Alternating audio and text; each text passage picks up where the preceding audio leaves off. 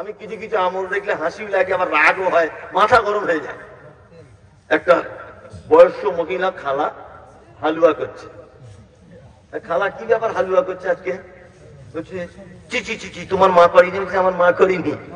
বলছে সবে বলা। হালুয়া করছো কেন?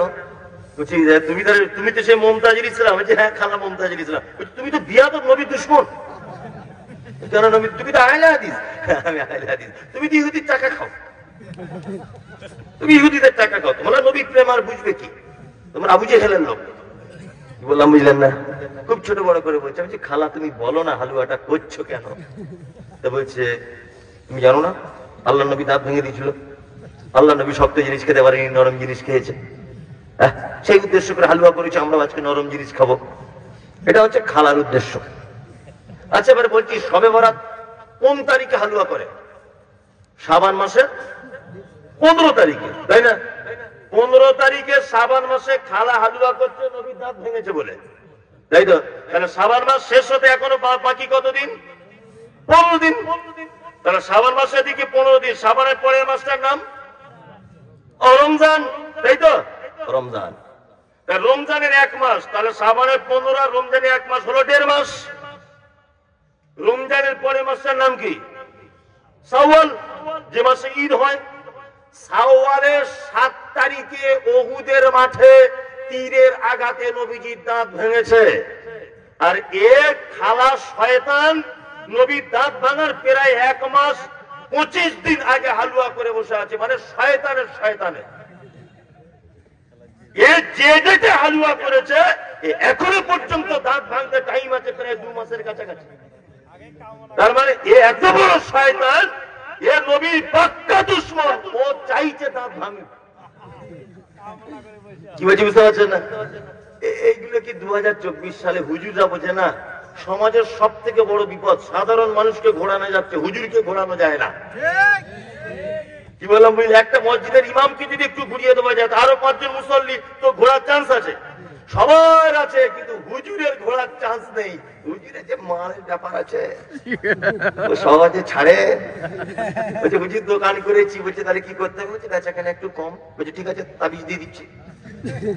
কি বললাম বুঝলেন না? তো হুজুর কত দিতে হবে? আমি গরিব মানুষ। বলছে লকডাউনের পরে তাবিজের দাম বেড়েছে, হালকা একটু বেড়েছে। যে কত? বলছে এখন 1300, আগে 1000 টাকা ছিল, এই যে 1300 টাকার করে দিয়েছে। তো বলছে হুজুর এতে কাজ কি হবে? বলছে আশেপাশের দোকানগুলো সব কিসের দোকান? তুমি যেখানে দোকান করেছো পাশের দোকানগুলো কিসের? তো বলছে হুজুর সবারই কাপড়ের দোকান, আমারও কাপড়ের দোকান। বলছে তাহলে এক কাজ করে 2 সপ্তাহের মধ্যে ওদের দোকানগুলো সব বন্ধ হয়ে যাবে। বলছে হুজুর ওদের দুটো বন্ধ হয়ে যাবে কেন? বলছে বন্ধ হবে বলতে সব কাস্টমার তোমার দোকানে চলে আসবে, ওদের এমনি বন্ধ হয়ে যাবে। আমি যে এইরকম দেবো আমি, আর 200 টাকা বেশি লাগবে, 1500 করে দাও। ওটা 1500 করে দিয়ে চলে এসছে। তা মনে মনে ভাবছি তোর তাবিজের যদি এত পাওয়ার হয় তা তুই এ মাল বিক্রি করলি কেন? এত দামি জিনিস তুই কেন বিক্রি করতে গেলি? অপরকে তাবিজ করে তার দোকানের বেচা কেনা বাড়িয়ে দিচ্ছে। আর যে তাবিজ করছে মসজিদের ইমাম সাহেব, ও 27 বছর ইমামতি করছে, ওর বেতন 9000। কমিটিকে একটু বেতন করে বাড়ানোর তাবিজ করে বেতন বাড়িয়ে নাও, দেখি তোমার বাপের কত ক্ষমতা। তারপর সব চিটিং বাজ। কি বললাম বুঝলেন? কাজী নজরুল, যাই বল, কাজী নজরুল তো পাগলের মতো অনেক সময় কখনো গান বলেছে, কখনো সূরা ফাতিহার বাংলা অনুবাদ করেছে, কখনো লোকগীতি, কখনো সঙ্গীত, হাবি যাইব ঠিক নেই কখন কি বলেছে। তো অনেক সময় ভালো কথা বলেছে। কাজী নজরুল বলেছেন পীর ফকিরের কথা যদি সত্য হতো তারা কেন রাস্তার ধারে ভিক ভেঙে খেত? এটা হুজুর খেজুর এদের কথা যদি সত্য হতো, তাই এরা কেন রাস্তার ধারে ভিক মাংছে? 10 টাকার জন্য তাবিজ ব্যবসা, 10 টাকার জন্য হাত দেখে দেওয়া, 10 টাকার জন্য মাদুর বিক্রি করে, এরা কেন করছে? কি বলে বুঝলেন না? মানে সমাজের সব স্তরের মানুষকে পরিবর্তন করা যাবে। সব থেকে বড় সমস্যা হুজুরকে বোঝানো যায় না। একটা কথা আছে, বুঝে যে অবুঝ হয় তারে বোঝায় কে, আর না বুঝে যে হু হু করে তাকে ভূতে ধরেছে। হুজুর সব জানে কোনটা বেদাত কোনটা সুন্নত। হুজুর শুধু ক্ষণেকের দুনিয়াবি জিন্দেগির কারণে হুজুর প্রকাশ করতে পারছে না। হুজুর সব জানে, জানে না? সবে বরাতের হালুয়া করা যাবে কিনা, হুজুর জানে। তাবিজ দেওয়া যাবে কিনা হুজুর জানে। রাব্বুলিয়া দিন করা যাবে কিনা হুজুর জানে। কাতারের মাঝখানে ফাঁক রাখতে হবে কিনা হুজুর জানে। আমিন জোরে বলতে হবে না আস্তে হুজুর জানে। হুজুর সব জানে। শুধুমাত্র হুজুর নিজের জায়গা মজবুত করে রাখার জন্য বলছে ওদেরটা ভালো আমাদেরটা ভালো। এই পাকটা চিটা, ওদেরটা ভালো আবার আমাদেরটা ভালো হয়? যে কোনো একটা ভালো হতে হবে, তাই না? যে কোনো একটা ভালো হতে হবে। যখনই তাদের কাছে আমরা সহিহ হাদিসের দাওয়াত দিতে গেছি, যখনই বলেছে এটা হাদিসে নাই, তখনই বলছে এটা ইমাম আবু হানিফা করেছে। হাদিসে থাক না থাক ইমাম আবু হানিফা করেছে। যখনই বলতে যাচ্ছি এটা হাদিসে নাই, বলছে এটা আমাদের ইমাম সাহেব করেছে। যখনই বলতে যাচ্ছি এটা হাদিসে নাই, বলছে এটা আমাদের বড় পীর সাহেব করেছে। তোমার বড় পীর সাহেব দিয়ে ইসলাম চলবে? সব যদি তোমার বড় পীর সাহেব দিয়ে যদি ইসলাম চালাও, তো হযরত মুহাম্মদকে কি করতে পাঠানো হয়েছিল? কি করতে মুহাম্মদ সাল্লাল্লাহু আলাইহি ওয়াসাল্লামকে পৃথিবীতে পাঠানো হয়েছিল? একটা যুক্তি আপনাদেরকে দিই। তাদের একটা যুক্তি আছে যে হাদিস এবং কোরআনে না থাকলেও একটা জিনিস মেনে নিতে হবে। সেটা কি? আল্লাহ তাআলা বলছেন ইয়া আইয়ুহাল্লাযীনা আমানু, তাদের দলিল এটা, ইয়া আইয়ুহাল্লাযীনা আমানু আতিউল্লাহ ওয়া আতিউর রাসূল ওয়া উলিল আমরি মিনকুম। দলিল না? দলিল। আল্লাহ বলছে তোমরা ঈমানদার, আল্লাহ আনুগত্য করো, রাসূলের আনুগত্য করো, উলিল আমরি মিনকুম, তোমাদের মধ্যে যারা উলিল আমর আছে তোমরা তাদের আনুগত্য করো। এখানে কয়েকটা জিনিস বুঝে যান। বক্তব্য সব আপনি ভুলে যান, আমার কোনো দুঃখ নেই। এই আয়াতটা আপনার কাছে বিনীত অনুরোধ, আপনার আমি অনুরোধ করে বলছি এই আয়াতটা আপনার মগজের ভিতরে ঢোকান। এর আগে শুনেছেন আমি জানি না, তবে শুনেও থাকতে পারেন, আবার আপনি শুনুন। এক, আল্লাহ এখানে শব্দ ব্যবহার করছে আতিউল্লাহ। আল্লাহ শব্দের আগে আতিউ মানে আনুগত্য করো, রাসূল শব্দের আগে কি? আতিউ, রাসূলের আনুগত্য করো। তারপরে আল্লাহ বলছেন উলিল আমরি মিনকুম, উলিল আমরি মিনকুম, এবং এখানে আতিউ নেই। আল্লাহ কি বলছে?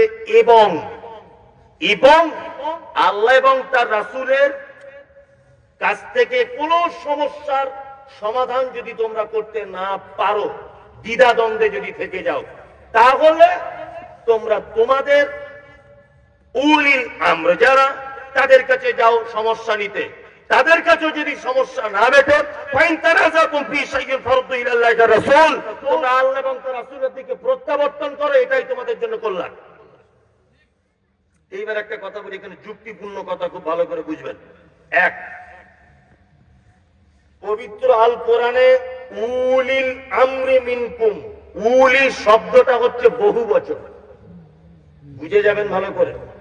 নাম্বার দুই, পবিত্র আল কোরআনে যত জায়গায় মিনকুম শব্দ আছে, প্রতিটা জায়গাতে আল্লাহ তাআলা জীবিত মানুষদের জন্য মিনকুম শব্দ ব্যবহার করেছে, একটা মৃত্যু মানুষের জন্য নয়। প্রমাণ আল্লাহ তাআলা বলছেন, কি বলছেন? আল্লাহ তাআলা বলছেন ইয়া আইয়ুহাল্লাযীনা আমানু কুতিবা আলাইকুমুস সিয়াম কামা কুতিবা আলাল লাযীনা মিন ক্বাবলিকুম লাআল্লাকুম তাত্তাকুন আইয়ামাম মা'দুদাতিন। এটা হাতে গোনা কয়েকদিনের জন্য।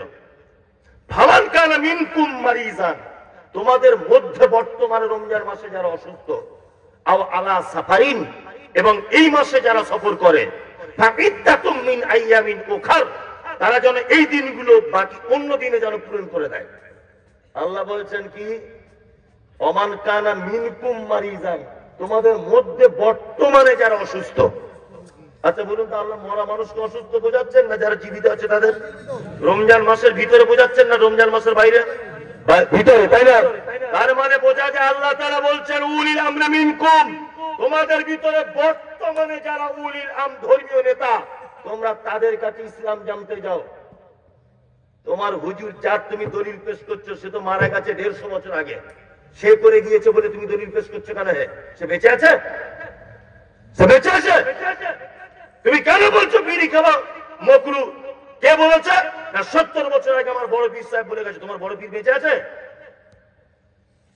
আল্লাহ বলছে উলিল আমরি মিনকুম, ধর্মীয় ব্যাপারে যখন দ্বিধাদ্বন্দ্ব লেগে যাবে, বর্তমান তোমাদের উপস্থিত যে সমস্ত নেতা, ধর্মীয় বড় পণ্ডিত, তাদের কাছে তোমরা যাও জানতে, তারা যদি সমস্যার সমাধান না করতে পারে আল্লাহ এবং তার রাসূলের দিকে প্রত্যাবর্তন করে, এটাই তোমাদের জন্য কল্যাণ। তুমি যে কার মুরিদ হয়ে বসে আছো সেটা মারা গেছে আজ থেকে 100 বছর আগে। তার মানে কোরআনের আয়াতের সঙ্গে বিচারিতা করছে না। আশ্চর্য ব্যাপার। তার একটা কথা আপনাদেরকে বলি, আল্লাহ বলছে উলিল আমরে, যারা বলছে আমরা একজন ইমামকে মেনে চলি। অনেক মানুষ বলে না, তুমি কে? বলছে আমি আবু হানিফার লোক। তুমি বলছে আমি শাফির লোক। তুমি কে? বলছে আমি তাবলীগ জামাতের লোক। আচ্ছা আচ্ছা, তাই এরকম ভাগ আছে না আমাদের মার্কেটে? আছে কি আছে না? কত বড় বোকা। আল্লাহ শব্দ ব্যবহার করছে উলি, বহু বচন। নেতা একজন হবে না, নেতা অনেকজন হবে, কোটি কোটি কোটি কোটি হতে পারে, তাই না? তাই না? তুমি কেন ইমাম আবু হানিফাকে ধরে বসে থাকলে কেন? তুমি ইমাম শাফিকে ধরে বসে রাখলে কেন? তুমি ইমাম আহমদ বিন হাম্বলকে ধরে বসে রাখলে কেন? ওই কেন তুমি মুরিদ হতে গেলে? আল্লাহ তো বলছে উলি। ইমাম যদি তুমি মানতেই চাও, 4 জনকে মানো, 5 জনকে মানো, 6 জনকে মানো, কোনো সমস্যা নেই। আমরা তো সেই আহলে হাদিস, আমরা সেই সহিহ আকীদার মানুষ যারা বলি আবু হানিফার কথা যদি মুহাম্মদ সাল্লাল্লাহু আলাইহি ওয়াসাল্লামের কথার সঙ্গে মিলে যায়, ইমাম আহমদ বিন হাম্বলের কথা যদি মুহাম্মদ সাল্লাল্লাহু আলাইহি ওয়াসাল্লামের কথার সঙ্গে মিলে যায়, ইমাম বুখারীর কথা মুহাম্মদ সাল্লাল্লাহু আলাইহি ওয়াসাল্লামের কথার সঙ্গে যদি মিলে যায়, আর ইমামদের কথা বাদই দিলাম, একটা পাগলের কথা যদি মুহাম্মদ সাল্লাল্লাহু আলাইহি ওয়াসাল্লামের কথার সঙ্গে মিলে যায়, অবশ্যই সেই পাগলকে আমরা নেতা মানতে বাধ্য। পাগলকেও তার কথাটাও মানতে বাধ্য। তুমি কেন একজন আর ঝোলা ধরে বসে আছো? এটা তো ঠিক নয়। আর একটা মজার কথা আপনাকে বলি, মুহাম্মদ সাল্লাল্লাহু আলাইহি ওয়াসাল্লাম পৃথিবী থেকে চলে গেছেন কত হিজরিতে? বলুন কত হিজরিতে? জানেন না? 11 কে বললেন? 11 হিজরিতে মুহাম্মদ সাল্লাল্লাহু আলাইহি ওয়াসাল্লাম চলে গেছে কত হিজরিতে? 11 হিজরিতে, তাই তো? তাই তো? আবু হানিফার জন্ম হয়েছে কত হিজরিতে? বিসমিল্লাহ, জানেন? 80 হিজরিতে। কত? 80। তাহলে আল্লাহ নবী সাল্লাল্লাহু আলাইহি ওয়াসাল্লাম মারা যাবার কত বছর পরে আবু হানিফার জন্ম? কত? 69 বছর, তাই তো? তাই তো? নিশ্চয় মায়ের পেট থেকে আবু হানিফা ইমাম হয়নি, পড়াশোনা করতে হয়েছে। আমি যুক্তি ও তর্কের খাতিরে ধরে নিলাম 10 বছরে তিনি ইমাম হয়েছেন, ধরে নিলাম। তার মানে ওনার ইমাম হওয়া আর আল্লাহ নবী মারা যাবার মাঝখানে ব্যবধান কত বছর? 79 বছর, তাই না? যারা বলছে ইমাম না মানা জাহান্নামী কাজ, ইমাম মানা ফরজ, ওদের কাছে আমার জানতে ইচ্ছা করছে এটা, এই মাঝখানের 79 বছরের মানুষ কোন ইমাম মেনে চলতো? এটা আপনাকে দেখাতে হবে। নাম্বার 2, তারপরে এলেন আল্লাহ রাসূলের পরে আবু বকর, ওমর, উসমান, আলী, ইমাম আবু হানিফা, ইমাম আহমদ বিন হাম্বল, ইমাম মানে সমস্ত ইমামগণ 360 হিজরির ভিতরে পৃথিবী থেকে চলে গেছেন। আর কোন ইমাম কেরাম বেঁচে ছিলেন না, 360 হিজরির ভিতরে সমস্ত ইমামগণ চলে গেছেন।